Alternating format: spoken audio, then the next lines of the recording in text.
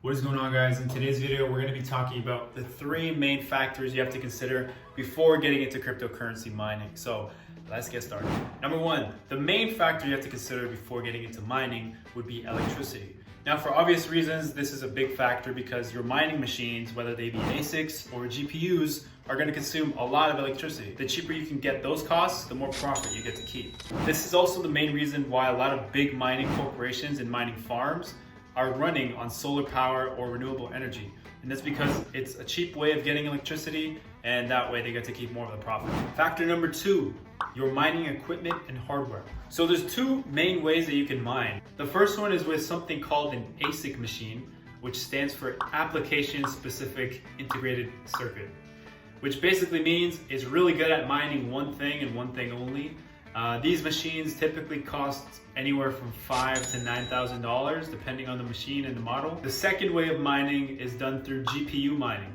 This is probably more common to see. It's when you get a ton of video game GPU cards and you make a custom mining rig and it starts mining Ethereum tokens, Raven tokens, a bunch of other altcoins.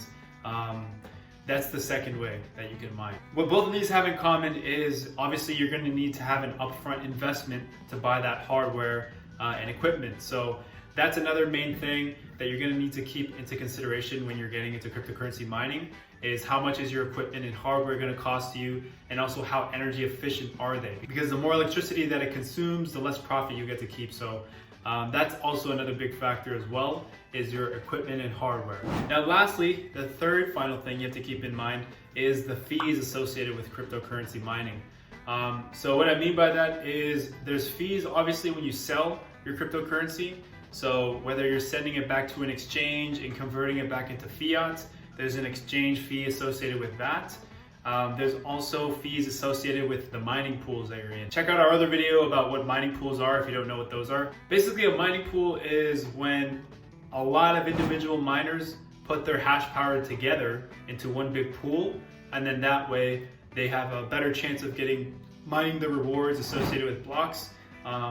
And the mining pool takes a cut out of that as well. So mining pools is the most common way of mining because it's a lot harder if you're just an individual with a couple machines.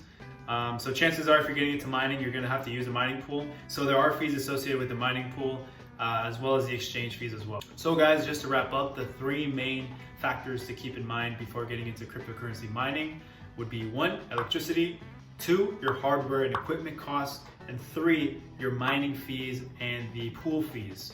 So if you found this video helpful, give us a thumbs up so other people can find this content. And make sure you check the website in the description below to learn about the mining softwares that we're creating and to see the potential opportunities in it.